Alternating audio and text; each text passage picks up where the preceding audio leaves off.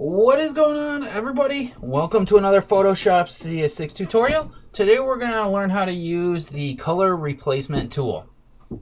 Now the color replacement tool is right underneath the eyedropper tool here, and it's in the area where the brush tool or the pencil tool might be. So click on color replacement tool. Now the color replacement tool is pretty cool. You can pretty much replace a color that you pick out of here or a color that you set to your foreground or background and change the colors in the image. So for example, this hat that I have here, I could change it with some tweaking and going over. I could change this to a completely different color. As you can see, I can change it to this teal color here. And as I click on different areas and maybe adjust the tolerance a little bit more, I can get these different red areas out of here and paint them over. And with some tweaking and stuff like that, I can get this to work a little better.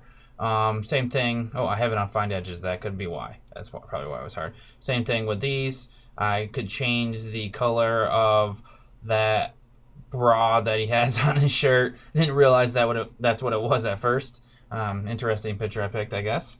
So that's what the color replacement tool does. Let me go back to where we had nothing out. Plus I got this guy's face blurred here because I don't know who that is. I don't want him getting mad at me for using this picture if he ever doesn't look like he's a Photoshop guy, but you never know. Everybody's different. So let's go over some of the options that we've got here. We've got our different brush options here. We've got our different modes. We can affect the hue, we can affect the saturation, the color, or the luminosity. We've got our sampling over here. We've got this one, which is continuous, which means that if I go to sample somewhere, it's going to sample as I click and hold down. It's going to sample all the different colors that I keep on going over top. And what decides where you're sampling is the little plus sign in the middle of your cursor. So right where you have that plus sign, right in the center of that is where it's going to sample the color. The next one is once. So if I click on that and click on a color such as this pink here, it's only going to take away that color no matter where I draw on here. So if I come down here, it's probably going to affect this pink down here and this pink over here. So that's how that one works. The next one we have is the background swatch. If I click on that, anything I have is going to get changed to red, to my background color. So I can, anything that's red is going to get changed to my foreground color is what I mean. So what I want to do is I want to go to my background swatch and select a color. So if I hold down Alt, it changes it to the eyedropper tool. So I can select this pink here, switch it back to my background color, and start drawing. And of course, it's only going to take stuff that is that pink color and change the color. So for example, if I wanted to change the hat to pink, I switch these two and start drawing, and now the hat is pink. So that's how that works. So those are our different types there. We've got our limits here. Discontiguous means that anything that is the same color within your cursor. So if I have my cursor out big like this, I'll show you for example. Let's go back to where I have everything the same color. Let's click out here, increase my cursor size so that it takes up this ribbon here and the bra here. So let's change this to a different color that we can easily see. Let's go with this color, neon.